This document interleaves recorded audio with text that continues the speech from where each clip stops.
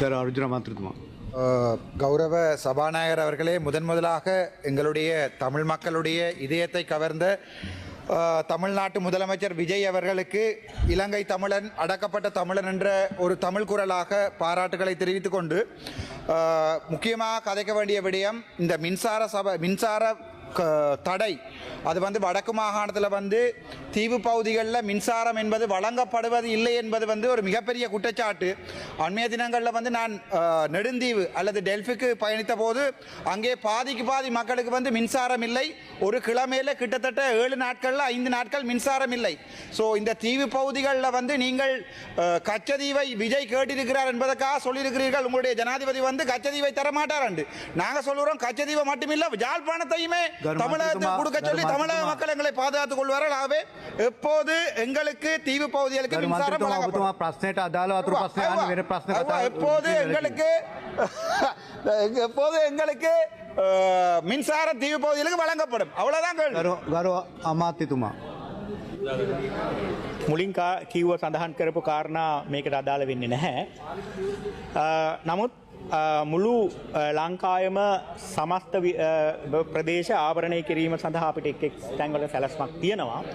විශේෂයෙන් මේ දේවල් ලබා ගැනීම සඳහා දූපත් ආශ්‍රිතව සහ අනිකුත් ප්‍රදේශවලට විදුලි සම්බන්ධතා ලබා දීම සඳහා අවශ්‍ය වන යටිතල පහසුකම් මේ වෙනකොට අපි සමහර ඒවා සැලසුම් කරලා ක්‍රියාත්මක කරමින් පවතිනවා.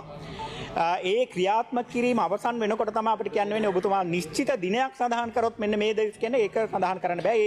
ඒ අපේ තියෙන මූල්‍ය ශක්තිය මත ඒ අදාළ යටිතල පහසුකම් සම්පූර්ණ කළා සමස්ත ඒ දූපත් විතරක් නෙමේ සමස්ත දිවයිනම ආවරණය කරන්න බලාපොරොත්තු වෙනවා.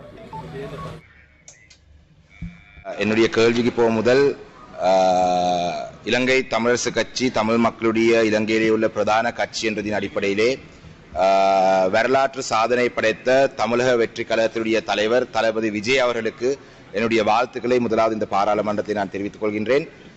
தமிழ்நாடு மக்களோடும் தமிழ்நாடு அரசோடும் ஈழத் தமிழருடைய பிரச்சனைகள் சம்பந்தமாக நாங்கள் வேலை செய்வதற்கு காத்துக் கொண்டிருக்கிறோம் என்ற செய்தியும் சொல்லி கரு அமதித்துமணி அவர்களே, இந்த விடயம் குறித்து நான் இந்த பாராளுமன்றத்தில் 3வது தடவையாகத்தான் நாங்கள் இப்போது கேள்வி கேட்கின்றேன். 2020ஆம் ஆண்டிலிருந்து நான் இந்த கேள்வி கேட்கின்றேன். 2008ஆம் ஆண்டிலிருந்து வருகின்ற ஒரு பிரச்சனை, சிறப்பான முறையில் முன்னெடுக்கப்பட்ட ஒரு நிறுவனம் அரசியல் காரணங்களினால் லலித் கொத்தலாவலருடன் பிரச்சனை ஏற்பட்டு த பினான்ஸ் கம்பெனியை வங்குரோத்து ஆக்கும் திட்டம் 2008ஆம் ஆண்டு தொடங்கப்பட்டது. 2008லிருந்து 2019ஆம் ஆண்டு வரை கௌரவ அமைச்சர் அவர்களே 2019 10/23ஆம் திகதி இந்த நிறுவனம் த பினான்ஸ் நிறுவனம் அதன் லைசன்ஸ் ரத்து செய்யப்பட போவதென்று அறிந்து 2019 ஜனவரி மாதத்தில் முதலீட்டாளர்களுக்கு புதிதாக முதலீடு செய்யுமாறு அறிவித்தல் ஒன்று விடுக்கப்பட்டது. அப்போது 1 பில்லியனுக்கு மேற்பட்ட 950 மில்லியன் புதிய வாய்ப்பாளருடைய பணத்தை பெற்று அதன் பின்னர் தான் இது மூடப்பட்டது. அதற்கு பின்னர் கௌரவ அமைச்சர் அவர்களே, த பினான்ஸ் நிறுவனத்தில் இருந்த பணிப்பாளர் ஒருவர் உங்களுடைய அரசாங்கத்தின் கீழ் இது தொடர்பாக இந்த செயற்பாட்டுக்கு புறம்பாக சென்று ஒரு ஆணைக்குழு நியமிப்பதற்கு அல்லது புதிய நடவடிக்கை மேற்கொள்வதற்கு, அதாவது சசெக்ஸ் இன்டர்நேஷனல் காலேஜ் என்கின்ற நிறுவனம் த பினான்ஸிலுடைய பணத்தில் இருந்து நிர்வகிக்கப்பட்டதாக அறிய கிடைக்கின்றது. த பினான்ஸிற்கு சொந்தமான ஆகாச கடை போன்ற பெருமதியான கட்டிடங்கள் இருந்தன. கௌரவ அமைச்சர் அவர்களே, உங்களுடைய பதிலில் குறிப்பாக இந்த காப்புறுதி என்பது அமைச்சர் அவர்களே அது வைப்பாளர்களுக்கு கிடைக்கின்ற ஒரு வேறு விடயம். ஆனால் இந்த வைப்பாளர்களுடைய பணம் அந்த வைப்பாளர்களுக்கு கொடுக்காமல் இந்த டிபுலேஷன் ப்ராசஸ் ஊடாக த பினான்ஸ் நிறுவனத்தில் இருக்கக்கூடிய ஊழியர்கள் தமது தொகையை பணத்தை எடுத்திருக்கின்றார்கள். இதற்கு போதுமான அளவு 2008ஆம் ஆண்டு இது மத்திய வங்கி பொறுப்பேற்கும் பொழுது த பினான்ஸ் நிறுவனத்தின் சொத்து அதில் இருந்த பொறுப்புகளை விட அதிகமாக இருந்தது. ஆனால் அவ்வாறான ஒரு சூழலில் இது வேண்டுமென்றே இது குறித்து ஒரு பெரும் சூழ்ச்சி இதற்கு பின்னால் இருக்கின்றது. 2021ஆம் ஆண்டு கமர்ஷியல் ஹைகோர்ட் வழக்கில் ஒரு இடக்கப்பாட்டுக்கு அந்த வழக்கை தாக்கல் செய்தவருடைய இணக்கம் இன்றி அது இணக்கப்பாட்டுக்கு வரப்பட்டது. அதாவது இந்த அப்பாவி மக்களுக்கு நிவாரணம் வழங்க முடியாது. அதாவது ஏதாவது ரெய்டு செய்து புதிய குழு ஒன்றை நியமித்து இதற்கு பின்னால் ஒரு பெரும் மோசடி இருக்கின்றது. என்னுடைய கோரிக்கை என்னவென்றால் ஒரு கேள்வியாகவும் நான் கேட்கின்றேன். த பினான்ஸ் கம்பெனிக்கு அந்த கம்பெனியில் வைப்பிலிட்ட வைப்பாளர்களுக்கு, அதாவது காப்புறுதி தொகையை நாங்கள் பிரத்யேகமாக பார்ப்போம். காணியை பெற்று அவர் காணியை பணத்தை வைப்பிலிட்டிருக்கலாம். ஒட்டுமொத்த தொகையை இழக்கும் பொழுது இந்த லிக்விடேஷன் ப்ராசஸ் குறித்து ஒரு பெரும் சந்தேகம் எழுகின்றது. கௌரவ அமைச்சர் அவர்களே, நன்றி. சபாநாயகர் அவர்களே, கௌரவ உறுப்பினர் அவர்களே, முன்வைத்த விடயம் குறித்து மேலும் ஆய்வு செய்து ஆராய்ந்து அது பற்றி நடவடிக்கை எடுக்க முடியுமா என்று நாங்கள் பார்க்கின்றோம். அத்தோடு 950 மில்லியன் ரூபாய் அப்போது இருந்த சட்ட வரம்புக்குள் தான் இதை செய்திருக்கின்றார்கள். அந்த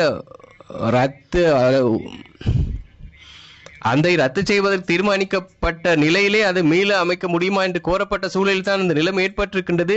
அதாவது அந்த உரிமம் ரத்து செய்யப்பட்ட பின்னர் அந்த 4 ஆண்டுக்குள் மீள பணம் பெறப்படவில்லை. அந்த நிலையிலே வரம்பில் அது நிறுத்தப்பட்டிருக்கிறது. லிக்விடேஷன் ப்ராசஸிலே இந்த ஊழியர்களுக்கான செலுத்துகையானது ப்ரிபரன்ஷியல் பேமெண்ட் ஆர்டருக்கு தான் செலுத்தப்பட்டிருக்கின்றது.